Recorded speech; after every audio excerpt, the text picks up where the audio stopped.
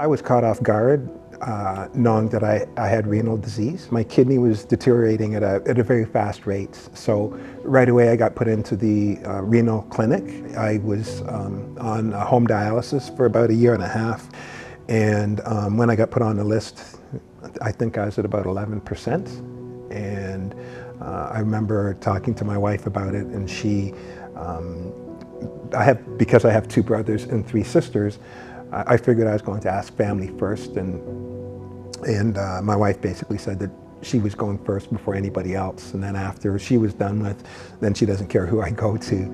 And so I did not think in a million years my wife would be a perfect match. I was surprised that he wouldn't have come to me first. I don't know, I guess you just think, but I absolutely volunteered. Even if I wasn't a match, I would have donated the kidney to someone else so that he could be farther up on the list. And the fact that we were a match was amazing, incredible, amazing. Working our lives into dialysis was a really hard thing to do. So it was difficult, it was hard, and he had a really grueling job to do. Every time I had this passport in my hand, it represented a lot of anxiety, whether I was going for pleasure or whether I was going for business, which 95% of the time it was business. And it was true anxiety. And once I had the kidney, getting untethered represented so much. That out of everything, that was the massive clarity for me that this is a transplant. This is an opportunity to live the way that you were living before, except healthier, and having that second chance. Having a kidney basically saved my life.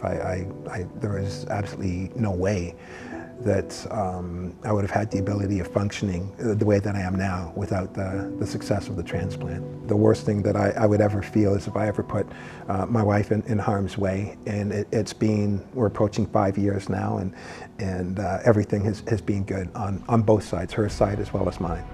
You make normal what is not normal, and you know, the pain that he was going through every day and the physicality of it just became normal. And after years of doing that, again, your whole family has to cope and deal with it around it. So I want to say that it's this wonderful big miracle, but it's really this everyday thing that we just decided to do that became that ended up really well.